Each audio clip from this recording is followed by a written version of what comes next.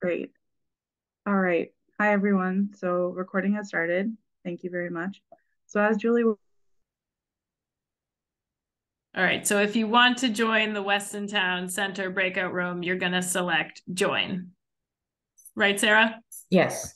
Okay. All right. If you do not, you're going to select not now.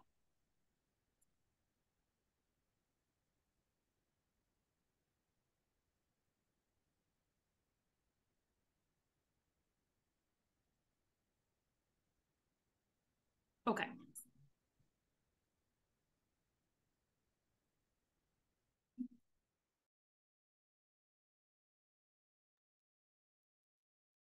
hello, everyone. Welcome back one more time. Like we may be all set this time. All right. So thanks for bearing with us with the technical difficulties. All righty. And it seems like there is a recording in progress. Lee, do you know where that's being saved? I do not, because I did not start this recording. So I think it either. So might just be the continuation of yours. I'm also happy to record just in case, if that's helpful. Why don't we do that just in case? Thank you. No problem. All right. Everybody's being quadruple recorded this evening. It's all going to the same place, to a video for all to learn. So thank you. All right, great. So as Julie Wood mentioned, Weston Town Center, really specifically 21 Center Street, was submitted by the town as a priority site to consider for flood mitigation action. And that includes, and I'll talk through the area that includes, but specifically it's just from Boston Post Road south, sort of the Dumpling Daughter area. And as you guys can see on the image on the right, there is a parking lot in the back area. This is an older image, and you can absolutely see the impacts of flooding.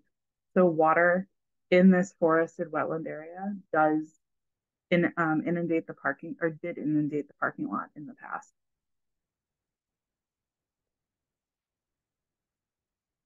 The image on the right shows the Federal Emergency Management Agency's 500-year flood zone extent, approximately. Again, this is an overlay from a GIS mapping exercise, but what it's saying is that under what's considered a 500-year flood event, this whole back parking lot is likely to flood. The image on the right, the left, shows the site topography in sort of a raster color. So as you can see, those sort of blue is elevation 177, the green is elevation 174. So you're talking about a 3-foot drop, scaling down, and then you get to the purple, which is elevation 171. So the site is sloping from Boston Post Road, which is the dark purple, which is 184, all the way down to 171 feet. So it's a good, 13-foot drop there.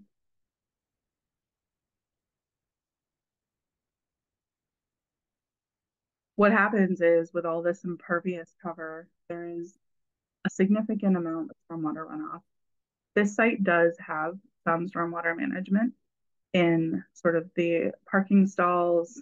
You can see it in the green space, but there is also quite a significant amount of impervious cover, which when it rains, runoff typically moves more quickly than it does on undeveloped land like grasses and natural areas. And so what it does is it runs down that slope and it all pulls into the back parking lot area. Can everyone see my mouse? Yeah, great. So the image on the right and the left, the image on the right shows kind of what happens when it rains is there's the water that pools in the back of the parking lot. The property owner, since that image I showed in the previous slide, has made an improvement to the parking deck with some elevated parking out back. So that the intent of that was to make sure that there was additional parking that was not in the flood area. But unfortunately, the site does still have a water pooling problem in the back of the site. In the context of the Charles River flood model, this site falls within the Stony Brook sub-watershed, and it is on a tributary. So it has some site-specific flooding issues that are caused by water backup into the system, which in the vicinity, I'm going to talk about that in a bit more, and also from exacerbated by the developed area. When you zoom in on the flood model into this area, what you see is under a 10-year, 24-hour storm in the year 2070, that would be 7.1 inches of water. There is a significant predicted flood area. This isn't inconsistent with what we're seeing for the 500-year flood zone, but we're talking about some areas that are over 3 feet of depth, areas. So the darkest blue is 3 feet of depth or more. The medium blue is, I might be reading this wrong. Sorry, the blues are a little close for my eyes. So, excuse me, the medium blue here is a 2 to 3 foot, and this darkest blue is a 3 foot or greater depth. So it is predicted to flood in the future as well due to climate change. So we looked at opportunities on this site, and this was a site that was submitted by the town before the property owner had made this improvement. And so we talked about the potential of what if you added some bioretention sort of in the back, capture the parking, that flooding before this raised parking lot. You would lose parking though, and that seemed to be a concern for the town from what we understood from discussions as well as the property owner. We also looked at, could you put in, if you wanted to remove this parking deck completely, again, losing significant parking space, but there would be a way to have sort of this staggered bioretention that would then feed in to a treatment wetland system that would sort of tie in with the back wetlands that are naturally here. Again, this was conceptualized before the parking sort of was replaced, repaired, and would mean a significant change to the site as it is now. And if folks have questions and you want me to get through this, we can do it at the end, or if you want to interject now, you're welcome to as we go through the opportunities, whatever's most comfortable for you. We also looked at opportunities for replacing pavement with porous, just to preserve the parking access as well as the loading zone. So that would be a significant cost from a repaving perspective. There could be opportunities to do a lot of impervious cover, or think alternatively about doing porous paving stalls or sort of targeted areas of porous to make sure that the loading zone continues to function well, because the tractor trailer loading on impervious can be long-term sort of detrimental to the impervious. We also looked at the entire watershed system here. This is what I was talking about at the beginning. So the site that was submitted by the town is what I'm circling with my mouse. And this image is from the DPW, so thank you so much for submitting that. We are also looking at what can we do if we look at these culverts. So there are a number of places where the stormwater system connects to each other, right? So you have on this map, what you can see is the gray area is impervious cover, the white is roadways, pink is buildings, and then these blue lines are actually kind of map streams, and wetland areas are not shown on here explicitly. But from a system perspective and a modeling perspective, we're curious what we could do with this culvert, which moves water from sort of this side of the system into this area. These culverts also all move water from the south side of Boston Post Road. And then there's one culvert that's an outlet point, and it goes into another stream system that then goes into another culvert under, sorry, my eyesight is poor. So from a modeling perspective, this might be a way to think about how do you create conveyance or storage that reduces encroachment of flooding. You could also think about stream restoration in these areas. It would need to be balanced very carefully with the high water table, with wetlands protection, with habitat protection, and maintenance access needs.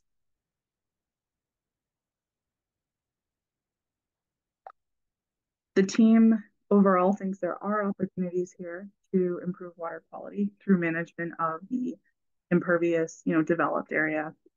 There also could be opportunities for education or even sort of STEM resources with signage, et cetera, on the site. There's room for some creation of outdoor spaces, sort of placemaking if we were to add some of that bioretention in the back of the parking lot, sort of a park area, if you will, that might have picnic tables and space for folks to enjoy food outdoors or be in the shade and be right next to a wetlands. We can manage less intense and more frequent storms.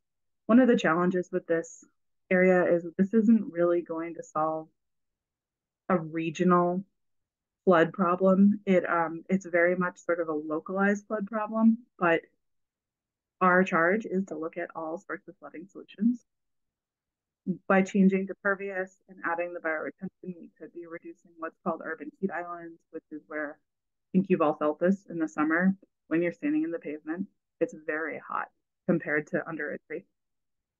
Adding vegetation, creation of habitats, all beneficial, and we could be creating areas for flooding in that naturalized back stream systems. Some of the concerns, as I've mentioned, are there are sort of already flood mitigation tactics here in place. The parking lot has been elevated in the area it was flooding most. However, that raised parking area still shows signs of wear and flooding. There's significant environmental permitting that must be considered in doing any of these remedies. And we really have to think comprehensively about managing both from the developed environment and sort of that stream system that I would call bounded by roadways. So it has to be sort of a systems approach to solutions.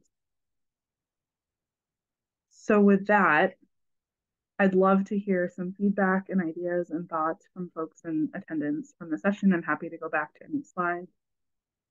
So curious what you folks are thinking, especially Jordan and Julie. I know you guys maybe haven't seen this before. You weren't in our meetings with Public Works. Or anyone else.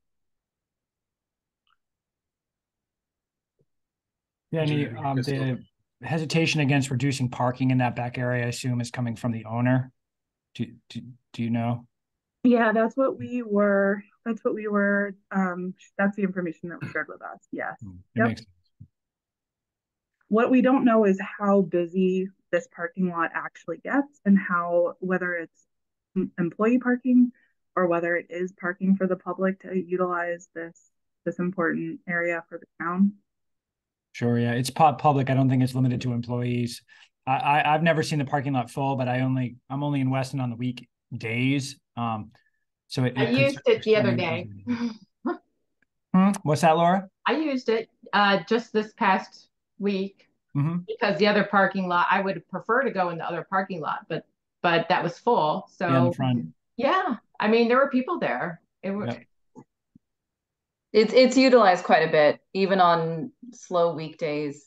Parking is needed there because there really isn't a lot of parking in downtown. As you said, the elevation difference between the roadway and this area is pretty significant. I mean, even walking down from the main roadway to here, it's not really an accessible pathway. You have to cross traffic and everything. So it is an important feature, and I think that we would have. I'm sure planning board would have concerns if parking was removed. In addition, I would say there's questions about the soils itself. That was something the owner mentioned when we met with them. He said that the parking lot is sinking, and so every 2 to 3 years, is that right, Jordan? He repaves and adds just inches of pavement on top of what's already there. Yeah, the asphalt parking area, the actual parking deck, I believe, is on like 60-foot deep piles or pilings because it's all evidently peat under there. I don't know if that parking deck itself is sinking, but it certainly might be. So according to correspondence with Public Works, they didn't have any indication of signs of wear or failure on the parking deck, but yeah, a lot of photos of the sinking of the parking lot. That's the asphalt parts, the blacktop. I mean, an option that would be a significant cost, but a possibility would be to do the entire back area as an elevated parking deck. Yeah. And that would let you have flooding space underneath. It wouldn't necessarily give, and you could do more greening in the back here as well if you were to redo this, right? So places for the stormwater runoff, the filter, and then get through into the subsurface. It wouldn't necessarily create habitat underneath, but it would create floodable space that's more significant than what's there now. But then if you get too close to the building, then you're talking about concerns about the structure as well. So there's also the loading to consider.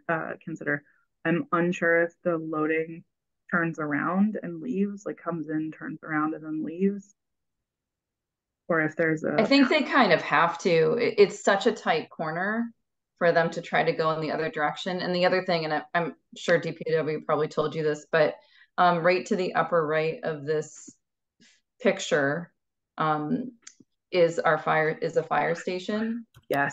So that pathway needs to be pretty clear just in general. Right, so the fire station's here, right? Yeah. Yep. That was one of the reasons this site got looked at was, but when we actually got into it, it didn't seem the fire station did have a flooding concern in the present day or in the future. Did you say did or didn't? Did not. Okay. From the model, water does get to the edge of their parking lot at this point. Okay. It does flood there, yeah. And one of the other things that the owner said is that, and I don't know what they've provided for information, but they've done some digging in the past to create more space for the water to move behind the parking lot. And it has continued to fill over time. So the water level seems to be increasing there, which would suggest, and it's also, I think the other thing to mention from what I've observed, because I've been working with engineering on this for the last few months, is that it's not directly storm related. It seems there's a delay, right? So you might have an intense storm and the flooding and the increase in water elevation isn't that day. It's days, if not a week later. It comes up from the back area, so that what comes into the parking lot from the natural system. Right. Yeah. Okay. Right. So it's more of a storage and a backup issue than it is I'm a civil engineer. Oh, this is great. For a lot of years, yeah. So thank you. Yeah. Kind of talking about that, what are you proposing then are you proposing to increase the culverts, the size, or? Well, so that's what we kind of got to looking at the whole connected system. And this screenshot doesn't actually cover everything we would necessarily model, but the regional flood model could be improved in this area to capture in better detail the actual drainage system and where it's discharging, as well as the entire natural stream system and the connectivity with the crossings under the roads, right, so the culverts. So we're not necessarily proposing an upgrade or a downgrade, but more understanding how does the sizing affect the flooding, and would upsizing an outlet culvert improve things, or there are methods to do real-time controls and operations on culverts where it's related to the storm events. You can actually hook it up to a remote system and have it operate based on weather, but there may be approaches here where you need to actually delay when water comes in and move water out more quickly, or move water out more quickly after water comes in. So looking at even just really this outlet sort of coming along with all the inlets. So we're not necessarily proposing the exact solution yet, but an evaluation. Okay, with your computer model. Yeah. Yep. Okay, I see. It's challenging though, right? Isn't Boston Post Road a DOT? Isn't Route 20 a DOT road? It is, I believe. Yeah. So Mass DOT has jurisdiction over Route Right. 20, which means any changes to these culverts are under their jurisdiction. Right. Which is a significant permitting process, but not undoable. It's just that they would also be the ones paying for it. The Jenny, where you have your cursor currently, the yellow box to the right of that reach of stream there, I believe has a high point. Because okay. The DPW and the owner at 21 Center Street had a like a stream profile done in 2012, and I believe it shows a high point in there, which means that the water has trouble making it through that system. Mm-hmm. So that I don't know if you allow more water through, I would assume you would have to either correct that elevation issue or do something creative in there just to allow more volume to get through there. We were actually shared that, and this would require stream restoration if there were opening changes to this culvert. Yeah. And is that town? That is town land, it looks like. Yep, the Public Works map did note there's the town parcels. That's good. So some of it looks like it might be on DOT / in the right of way. Yeah. But I mean, you've got, permission and cooperation from the owner of 21 Center Street. So that's good if it's state or town land and not other private land. Right. Agreed. But I mean, this is a challenging site. As Julie, you're nodding your head and it sounds like you've been deep into this. And the long-term solution here is really more about water management here, and then really thinking about all this impervious cover and what can be done. It's just like at what cost, right? May I just wanted to, Jenny, interject you. I know Betsy, you had your hand raised, so I just wanted to give you a moment to. Oh, great. Thank you so much. To weave in. No worries. It's all good. I don't know anything about how these things are picked out, and you've obviously done a lot of work. And it just sounds like this is a terrible place for a parking lot. Like if you said that there's peat underneath it, and he's got to raise the elevation when he puts on asphalt every couple of years, and the whole thing's sinking. Why is the town going to put money into preserving a parking lot that sounds like shouldn't be there to start with, and that where it's private land, especially? I'm gonna defer to Jordan. I don't know. I'm sorry. I'm sure you've thought about all these things, and I'm sorry. This is like Johnny come lately. No, I think that, I mean, they're good points. I believe, they've been addressed and thought about. And I don't know that I have a good answer, except that, space is limited. That is sort of the only commercial area in the town of Weston. So I think the challenge is finding additional parking, since I think it's been demonstrated that it's needed. Yep. Okay. And it's historic, I mean, that this goes back to, mid, 1950s, I believe, or early 1960s. So, I mean, Julie, I don't know if you have anything to add, but I think it just the challenge of trying to figure out what you would do to create additional alternative parking is an even greater or an equal challenge.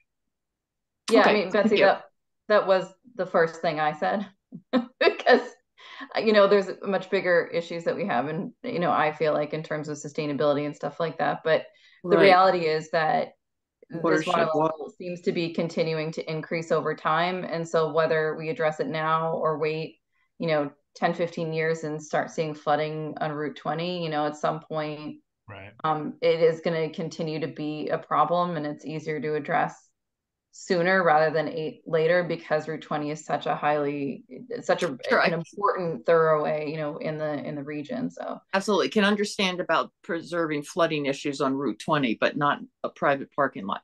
Anyway, sounds like you've thought all this through. So thank you. Yeah. No, we appreciate your comment, and it's a really important point is what do you do? I mean, again, we had initially looked at a concept where we really were proposing getting rid of all of this parking and really renaturalizing it.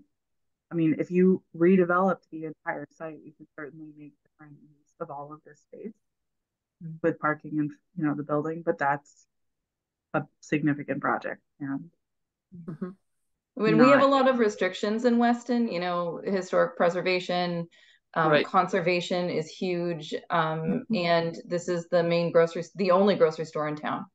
So it is the shopping center in the area, which gives it maybe a little bit more, elevates it more than if it was, different property use. That's Thank true. you. It's definitely private property, but with a public use almost. I think that would be an enormous change for Weston to swallow. Got it. Can I ask a question? Can I ask a question on that? Yeah, absolutely. Maybe playing on that, what you just said, Jordan, the public-private. So I guess I'm similarly thinking about the property owners then responsibility in terms of giving back to the public. So I don't know what, when has anyone talked with the owner and done any sort of creative, like what are some other things they might be open to? I don't know if would a green roof be possible on top of this entire, I don't know, or just thinking about other things that could have public benefit that maybe the owner would be open to. So yeah, I guess it's kind of a twofold question. And one is actually just in engaging with the property owner, what has been asked of them. Yeah, it's a good question. Along these lines. Yeah. I'm not prepared to answer it, but it's a good question. Yeah, I mean, he came out, we had a site meeting with the property owner. DPW is leading this project, and both Jordan and I are not in DPW, so we're less, we're not really the people to speak on that specifically, but we talked about solar panels on the roof of the building and stuff like that, and it was redeveloped, I want to say within the last 15, 20 years. Yes. So it's not quite in the cycle where it needs to be redeveloped again. So that's more, there's things to be considered in the future when it's time to update the building itself. It's just not, dollars and cents at the end of the day make a difference. And I think one of the things he said was, he looked at a lot of creative solutions for how to address this. And at the end of the day, it's just so much more attainable for him to just plan a paving schedule every 3 years where he just adds a couple more inches of pavement to keep it elevated. So yeah. Any last thoughts? We have about 50 seconds left. But he is being engaged, and again, he has been, I think, with the town, at least going back to 2012, when this initial stream survey was done. So we can certainly say that he's a partner in this, but he obviously has very specific goals for his business and his parking lot. So yeah.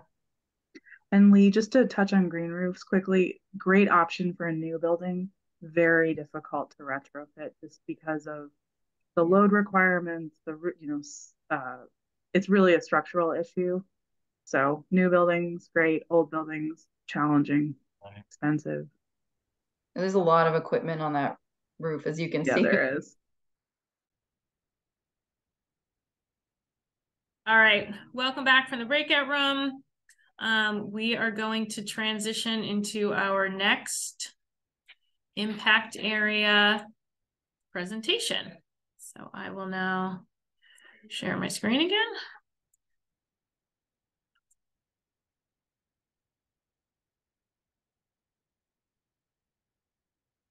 And I will hand it back to you. Great, thank you.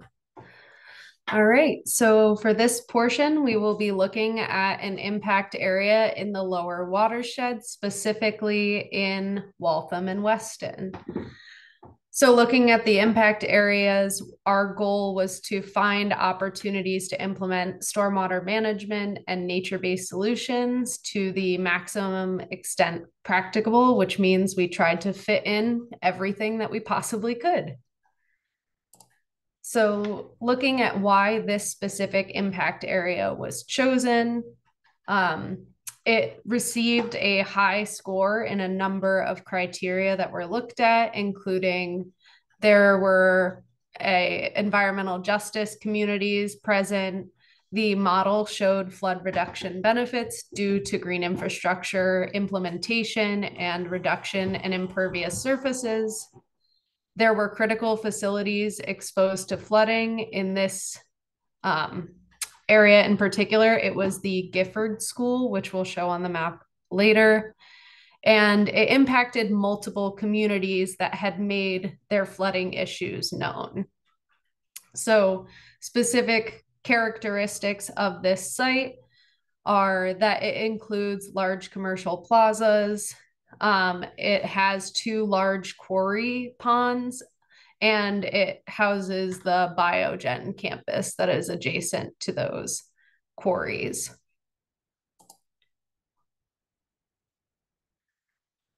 So this impact area, we wanted to talk a little bit about how the landscape has changed over time due to different land developments. And so essentially what we're trying to communicate is that originally in the early 1800s, the wetlands and ponds known as the Weston Station Pond did not exist.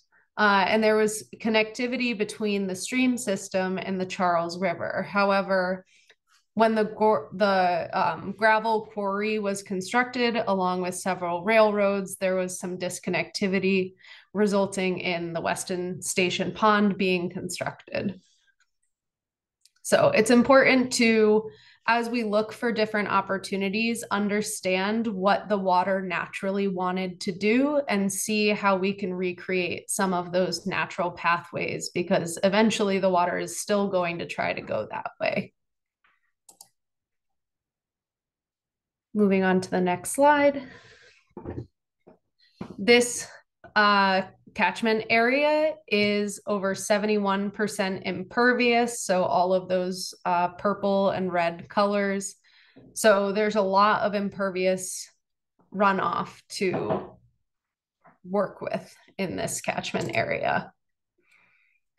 Looking at the flood modeling results, Indrani will speak a little bit more about the specifics. Yes, absolutely. So as Doris mentioned, the 71% impervious area largely shows that this this area is certainly prone to flood risk today as well as in the future. As Julie had mentioned in the beginning of the presentation, this project is really based on the findings of the Charles River flood model that has been developed through the 3 phases that we have been working on. What you are seeing here are the impacts, are the extents and depths of flooding from a 10-year storm, which is likely to occur by 2070. This is about 7 inches of rain over 24 hours.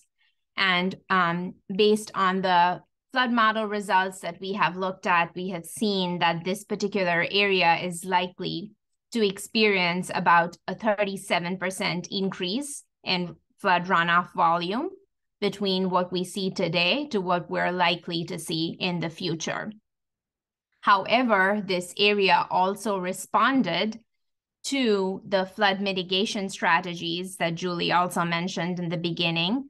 And when impervious area was reduced and opportunities were used for flood storage, this area did show a reduction in flood volume that varied between 15 to 10%. And that gave our team the hope to look at opportunities to mitigate flood risks in this area. Next slide. And so we briefly just added this slide here to show the existing FEMA 100-year floodplain that shows the FEMA flood mapping in this area of the watershed. And what you are seeing here in blue and in the hatch red are the FEMA 100-year flood zones, as well as the green ones. And what you're seeing in orange along the periphery there of the river, as well as to the east of I-95, to the west of I-95 is the FEMA 500-year floodplain. And basically, this underscores the existing flood risk that is in this area of the watershed. And that is prompting us to look at opportunities to mitigate that risk. Next slide.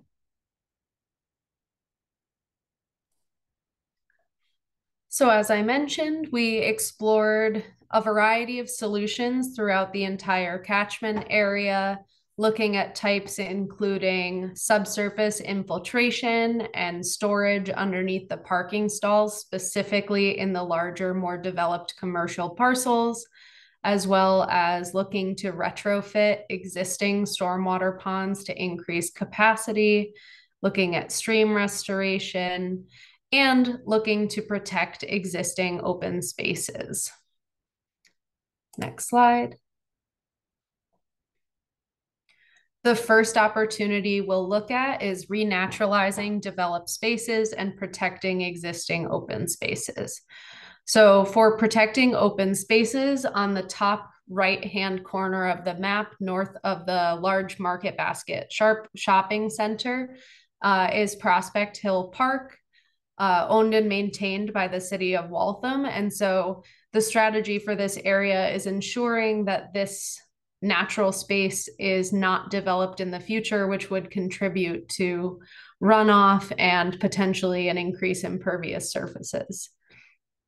We are also looking to take areas that might be green already, but are not being used to their full capacity. And so using native plants and species to enrich the ecosystems, or potentially implementing strategies like bioretention bases, which are focused on capturing stormwater and reducing localized flooding. And so those are outlined in that magenta color on the map.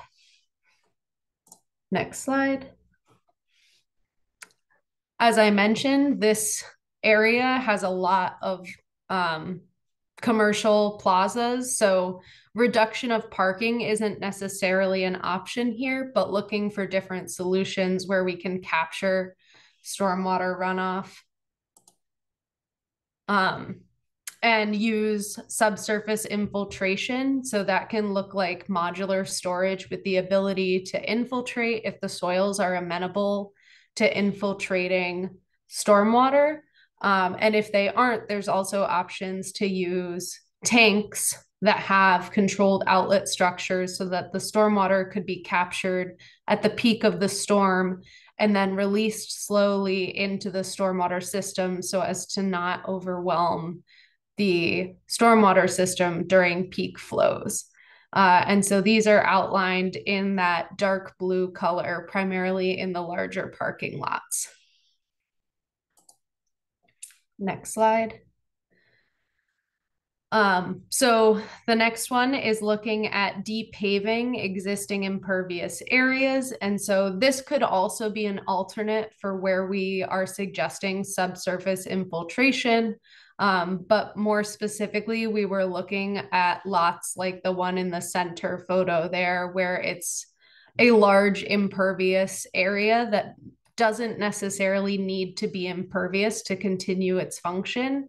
And so this could look like using any sort of porous pavements or pavers, or even using grass and gravel to allow for infiltration at these locations. And these are the orange colored polygons.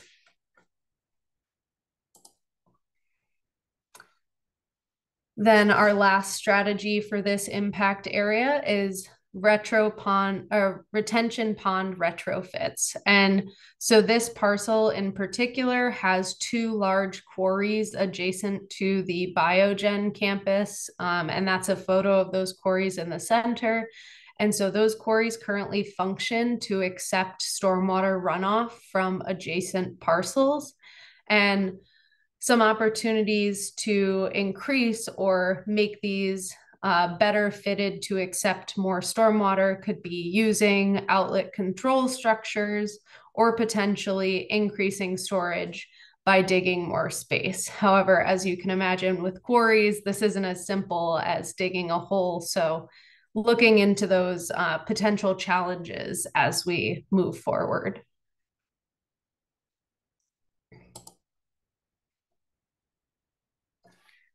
So to look at some of the benefits and co-benefits of these different options that we've explored, the major benefit is obviously flood reduction. However, any of the solutions that include infiltration often result in improved water quality so that the stormwater is not running directly from impervious surfaces into water bodies.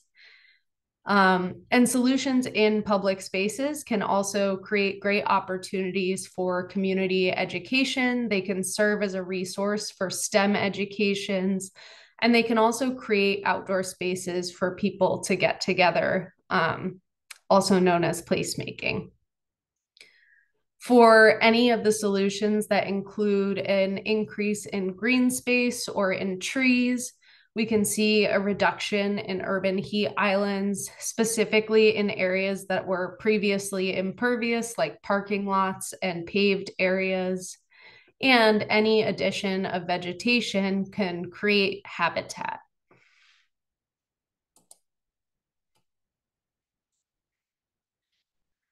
And as I mentioned, it's not always as simple as just putting these things into the ground. So the next step from moving to concept designs would be looking at some of these challenges and concerns, such as the coordination required between the private and public landowners. And in this case, looking at two different municipalities, the town of Weston and the town of Waltham. And in this location, because I-95 runs through the center, there's also coordination with Mass DOT owned land and their existing stormwater infrastructure. We also look at the town's maintenance capacities before we implement anything to make sure that they can be maintained. And this has drinking water protection areas. So there's permitting and environmental concerns with that as well. So with that, I'll pass it back to Julie. Excellent. I am going to, so at this point, I think everyone has seen these questions, really pretty open-ended. Happy to have you share. If you want to take really quickly, get a shot of that QR code and get to the feedback form. You can do that now.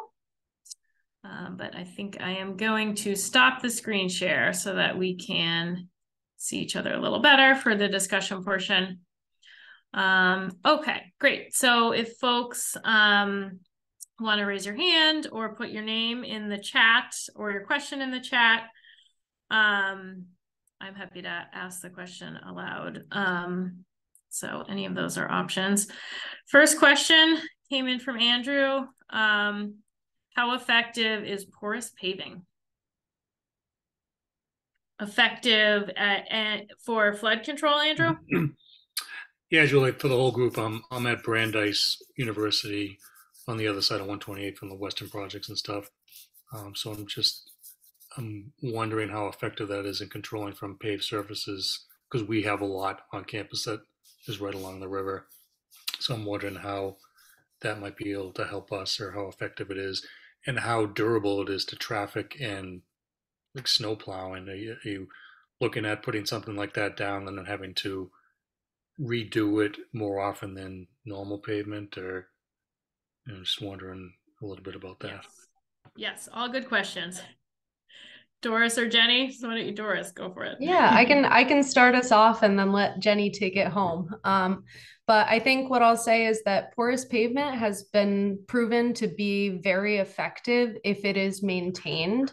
And so one of the biggest challenges is ensuring that it's properly cleaned, because debris can get in. And so one of the ways to kind of reduce the number of times a year you might have to vacuum it or maintain it is sticking to the stalls, like so the actual parking stalls, rather than using porous pavement in the driving lanes, because it can just, if you have more traffic running over it, there's more likely to get gunk in all of it.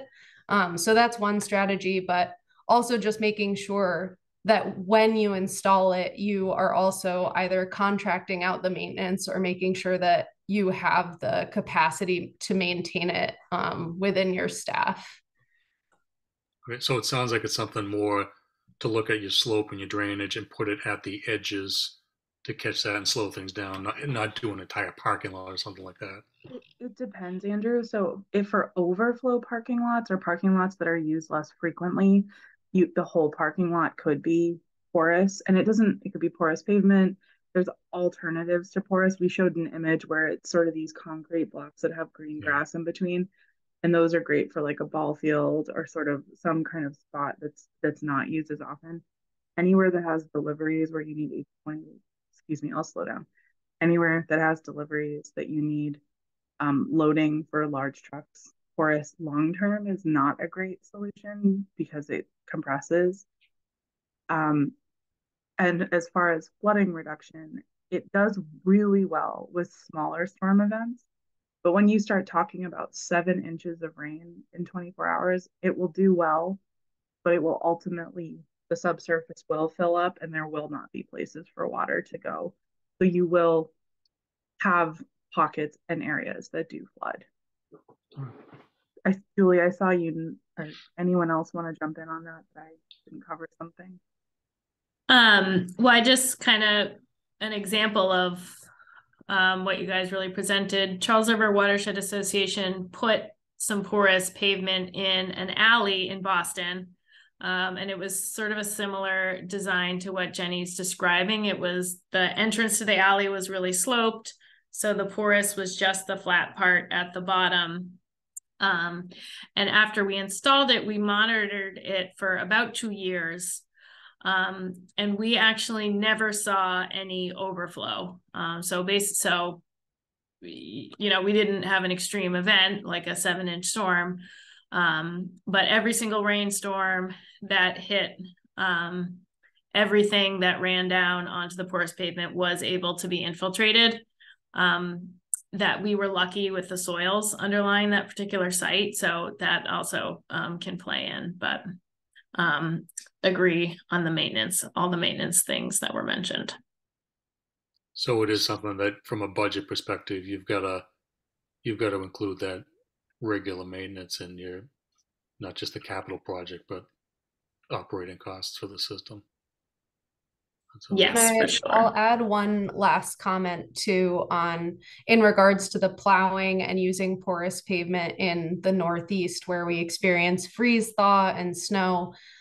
Different mixes have shown to be more durable to things like plowing. And I think there's just particular attention needs to be paid when you're using like sand or salts, or I think there are specific de-icing agents that are more successfully paired with porous pavement. So there's resources available because it's a common problem, right? Yeah. Okay. Thanks, guys. Thanks for the input. I'll add one thing because we have porous pavement at one of our parking lots in Weston, and we don't plow it. It's kind of an overflow parking area. In general, when it snows, we make sure that it's not salted, and we don't plow it. So we're lucky enough that we haven't had, well, I don't know how lucky we are, but we haven't had any snow of significance, and it's melted pretty quickly. It does melt very quickly on the porous pavement, more than the regular pavement. So in that way, it's kind of a management strategy that doing less is more. Cool. And another example I can provide in Cambridge, for example, the city is considering separated bike lanes and using porous pavement only in those separated bike lanes. And so that is, we talk about parking a lot, but that could be another opportunity to use where we're not using in the main drive, in the driving lane. Excellent. Thank you. Thank you. All right, a second question that came into the chat from Tom Trainer. Wants to know if phosphorus control is also in mind in selecting some of these flood mitigation steps on these projects. If some folks on the call are not aware, the cities and towns in the Charles River watershed have a stormwater permit that requires them to do a lot of work to get phosphorus or nutrients out of their stormwater runoff. So are there opportunities to maximize phosphorus reduction with some of these flood control measures?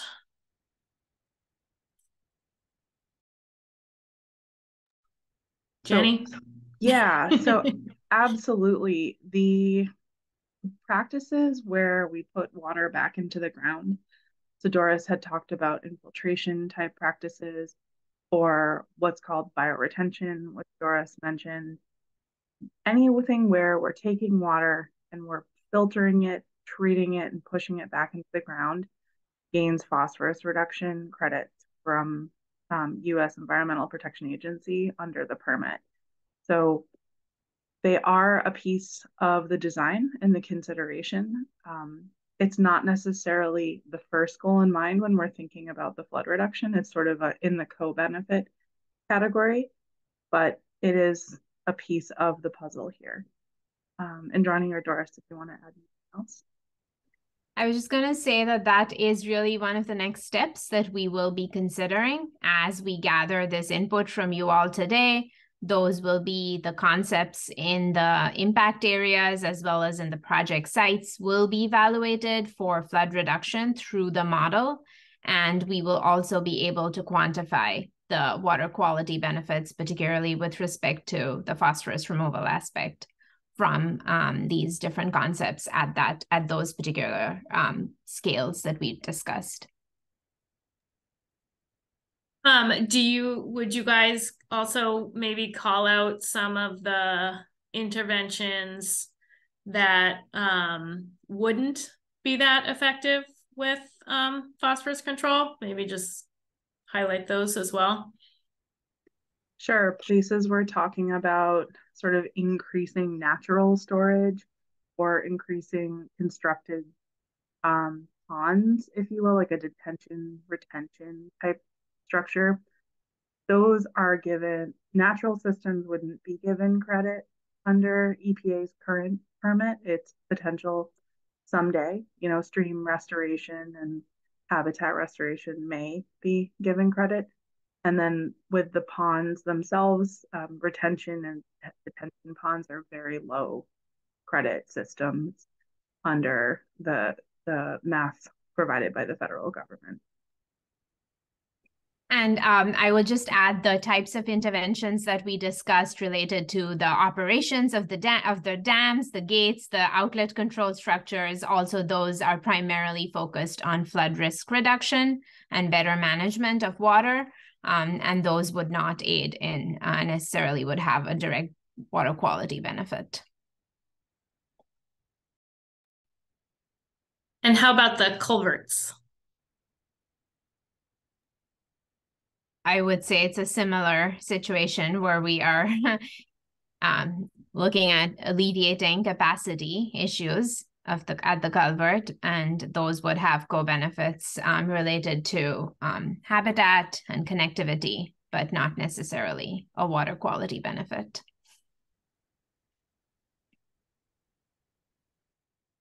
Great. Other questions, other comments, other thoughts? We have a few more minutes.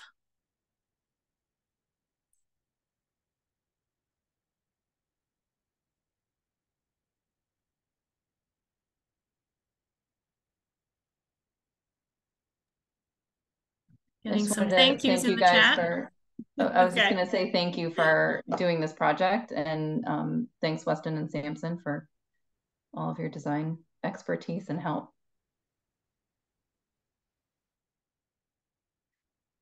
Great. May All I right. ask? Oh, yes. Yeah, Yes, well, I guess please. we're wearing the community engagement hat. I was wondering if on this project in particular, I know you spoke to the sort of navigating the Weston Waltham border, just it's running right where Market Basket is, and that's a very diverse workforce there. So I wonder if you could speak to, even if it hasn't occurred yet, I'm just curious in what ways even just learning the stories of the people who are there, or in what ways people within those districts are being activated to, yeah. I mean, we went and flyered, and it's like, making our attempts to bring people into this particular space. I just wonder even beyond that on your end. Yes, wonderful setup. Yeah, thank you. You only partially introduced yourself, but Lee is a member of our project team as well, with communities responding to extreme weather. And Lee is our community liaison, community engagement manager, extraordinaire, all things.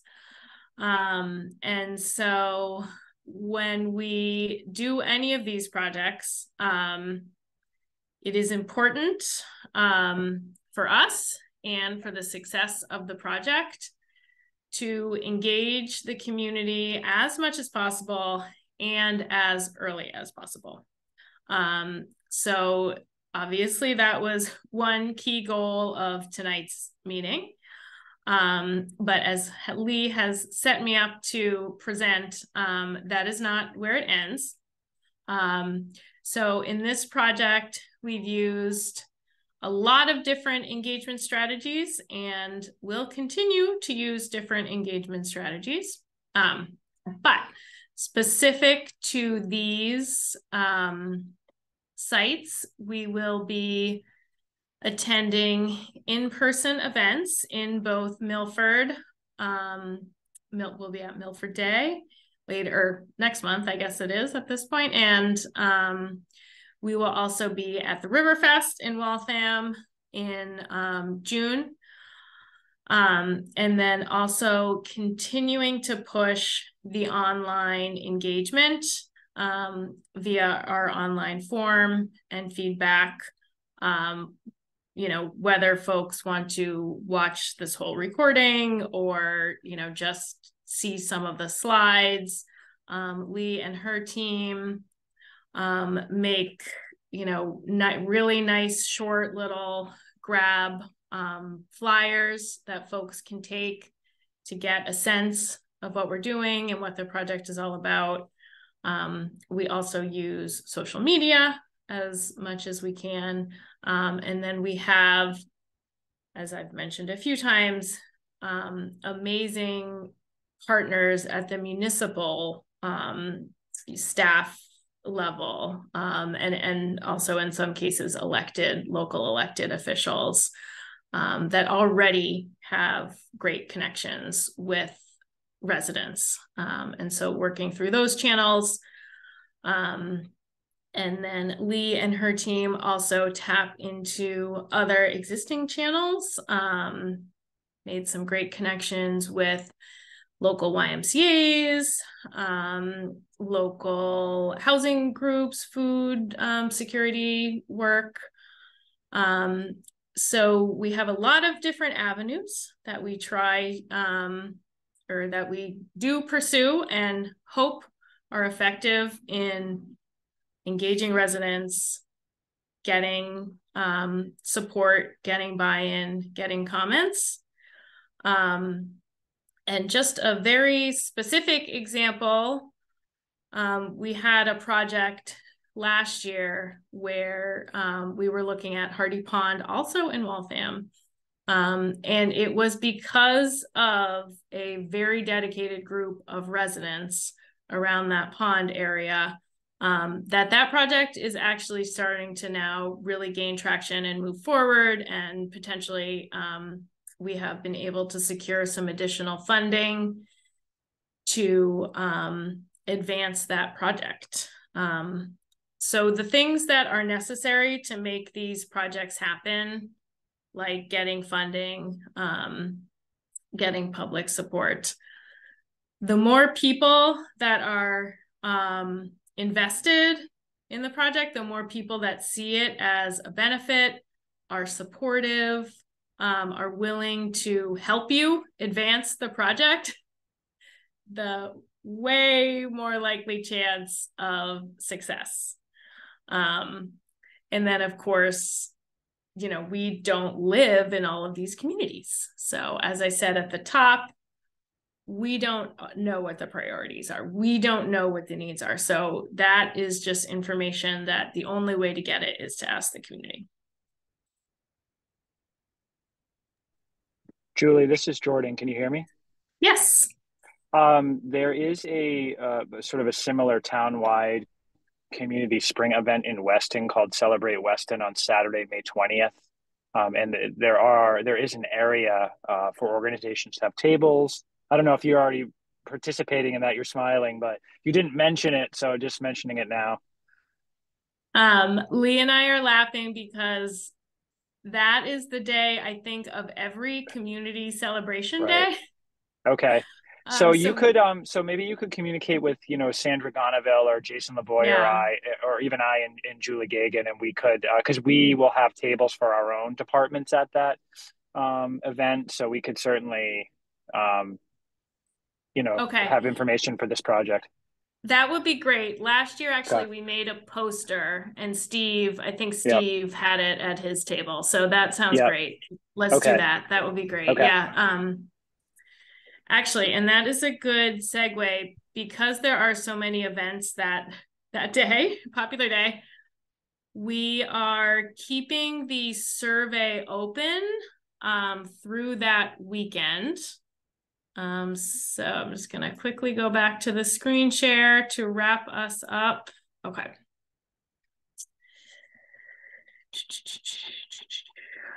Sorry. Okay.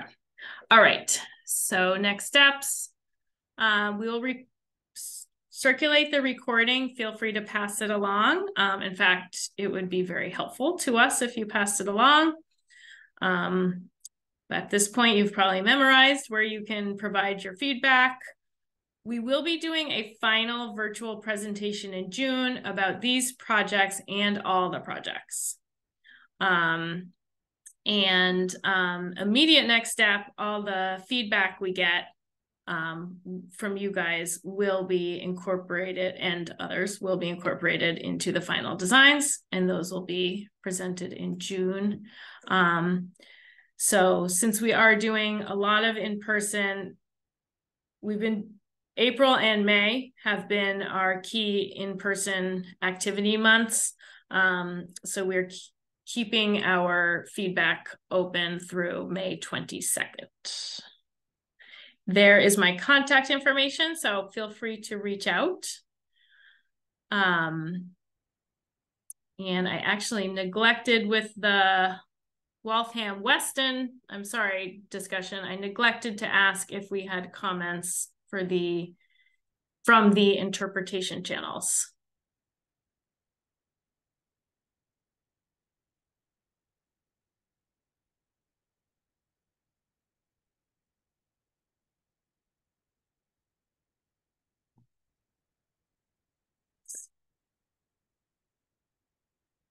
Okay. All right. Hearing none, we will wrap up right at 8 o'clock. All right. Thank you, everyone, very much for your time, your attention, your feedback, your questions.